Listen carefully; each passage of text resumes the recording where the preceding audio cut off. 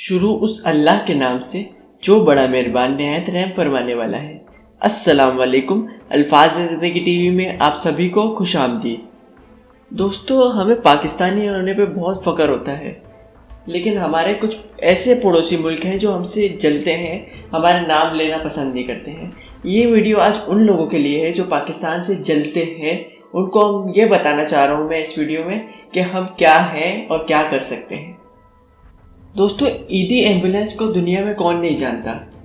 मुझे ये कहते हुए बहुत खुशी हो रही है कि दुनिया में सबसे ज़्यादा एम्बुलेंस ईदी एम्बुलेंस के पास है, ईदी फाउंडेशन के पास है। ईदी एम्बुलेंस को गवर्नमेंट फंड नहीं देती है। ईदी एम्बुलेंस को पाकिस्तान की आम आवाम और बैरून मुल्क में रहने वाले लोग फंड्स देते हैं। ये पाकिस्तान का एक ऐसा रिकॉर्ड है जो दुनिया में कोई तोड़ नहीं सका है आज तक।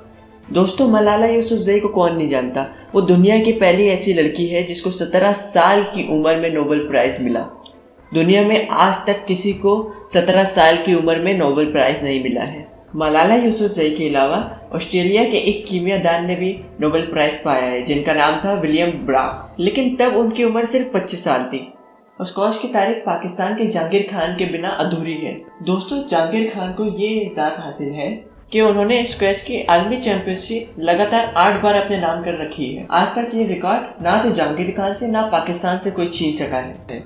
पाकिस्तान की कम उम्र बच्ची आरफा करीम को तो हर कोई जानता होगा, जिसने 9 साल की उम्र में माइक्रोसॉफ्ट के सर्टिफाइड प्रोफेशनल एजाज को अपने नाम किया था।